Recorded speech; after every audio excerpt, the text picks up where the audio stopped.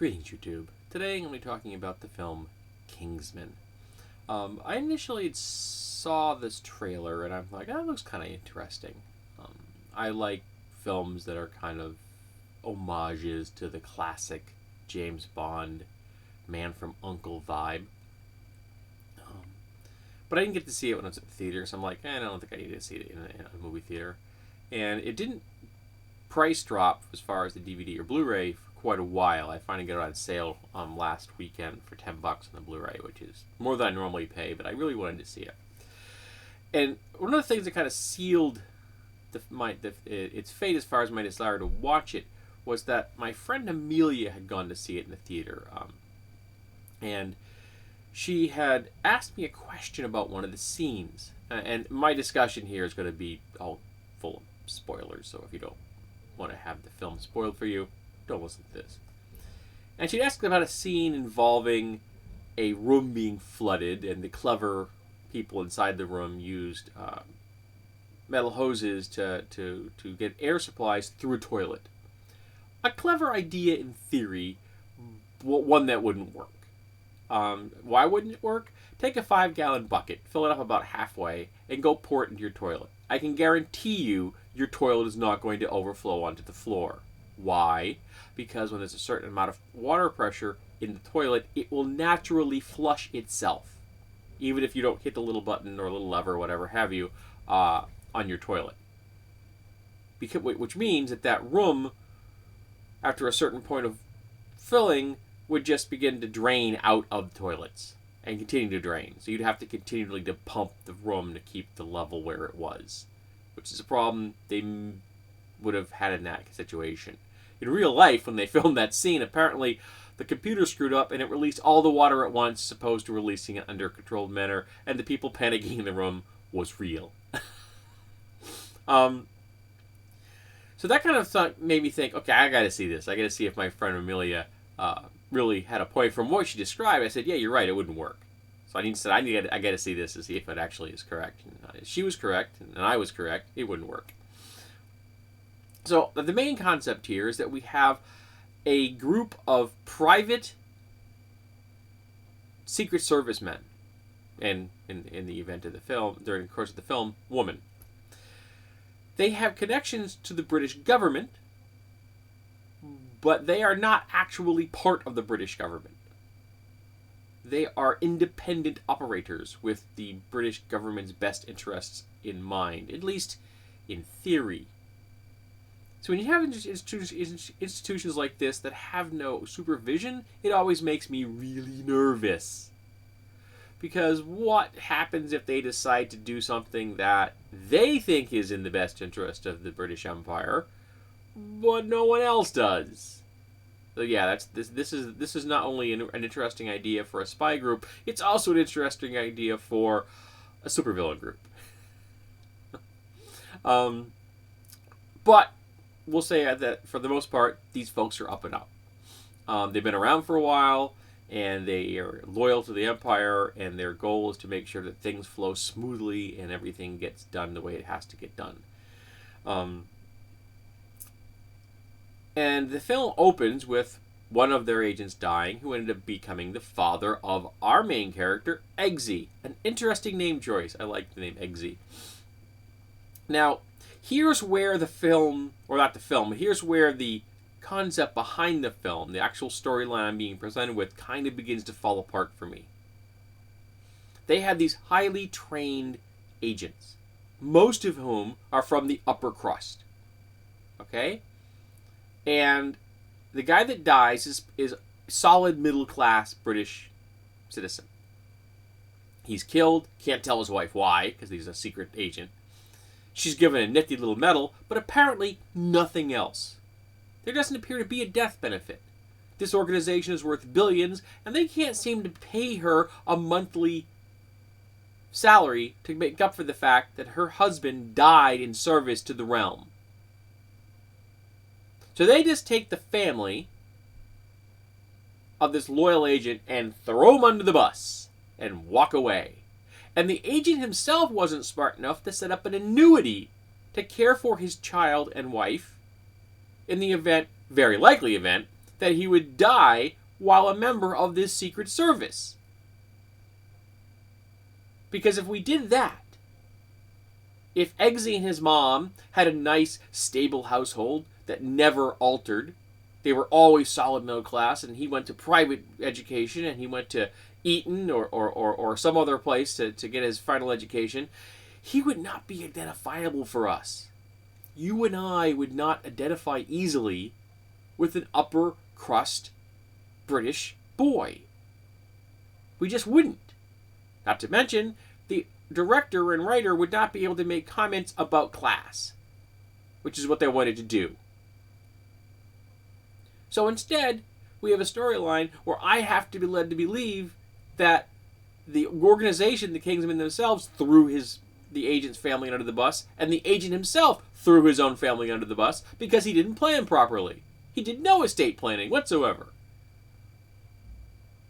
Then we jump forward X number of years. Eggsy's a young man, made nothing of himself, but he's incredibly gifted physically. He's really intelligent. He's just all around this Uberman. He just has no direction.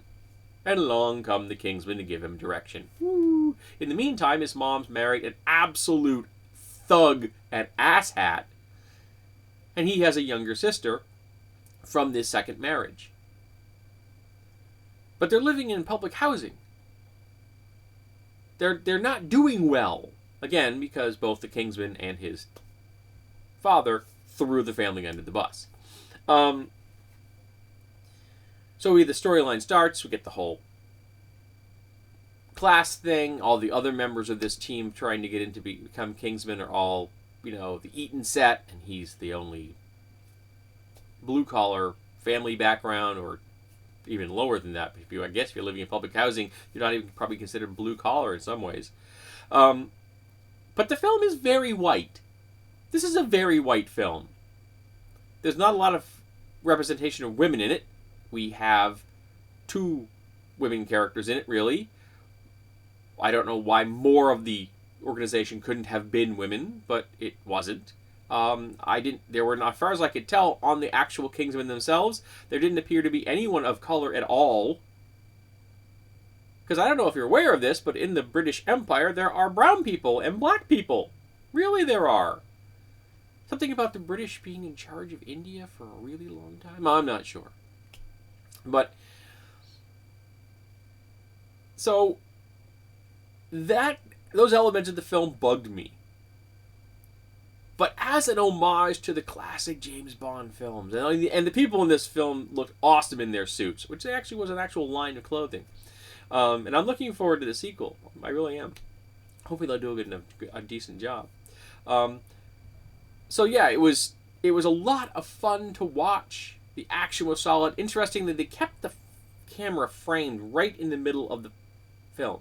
So the scenes would move around the essentially static camera, which I thought was an interesting decision. And also, a lot of the scene fades, and going from one scene to another, the editing choices, cutting them together, I thought was very interesting. There's a lot of interesting visuals going on in here. The gadgets were awesome, very James Bond-esque. Just a lot of fun. It was less silly than Roger Moore, but a little less realistic than Sean Connery. So it was a really nice balance between the transition of the earlier, more straight-up spy adventures and then the sillier stuff that came after when you had real Roger Moore Moonraker stuff.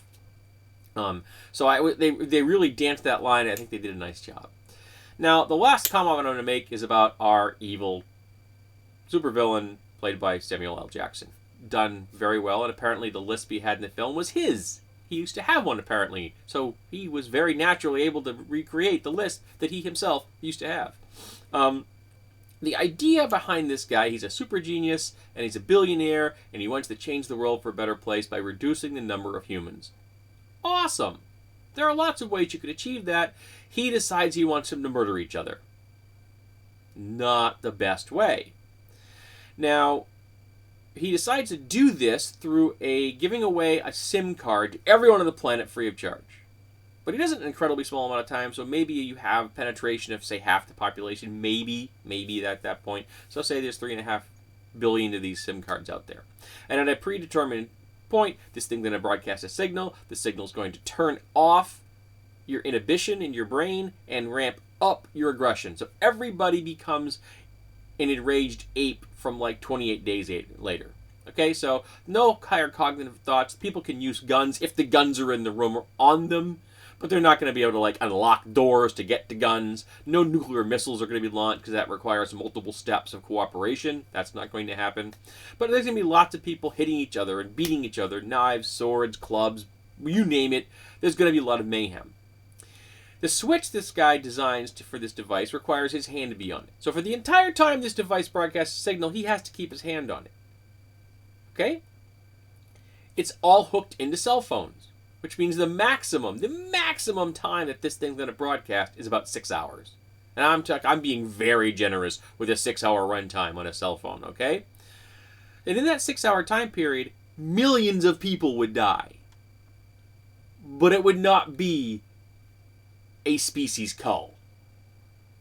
Also, because the film is about this Secret Service group, all the major leaders of the planet have to be part of this conspiracy.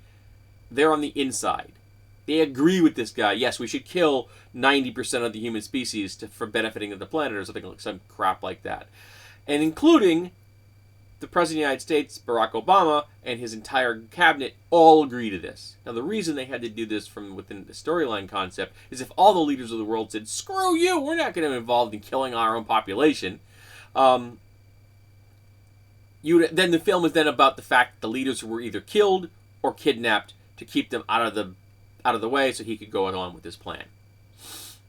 So all these leaders have to agree within the context of the film so the storyline can move forward. Major weak point right there. That's kind of silly. Because I'm telling you, Barack Obama and his entire board is not going to get board of directors, or his cabinet rather, is not going to hop on board with this. They just aren't.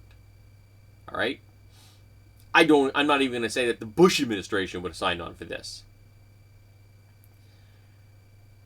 But this is such a weak concept. You're not going to cull the human species in 6 hours. It isn't going to happen. So the plan fails from the get-go, which bugged me a little. Very elaborate, very James Bond-esque, and an absolute failure from square one. So I have a problem with some of the story elements. The film itself was great. It was very pretty. This is the kind of thing I will watch again. I was glad it was R-rated, so we had some solid action, and I didn't have any problem with it. You didn't have to play down the violence. I'm glad the main character, Eggsy, and the main female lead did not end up in a romantic relationship. They're probably going to save that to the second one, but I'm glad that didn't happen. And she was allowed to be somewhat competent. She was not allowed to be an equal to Eggsy, however, because he was our main character, and of course, male privilege. So overall, a fun film. I enjoyed myself. I've been rambling on long enough about this. So tell me, what did you think about Kingsman?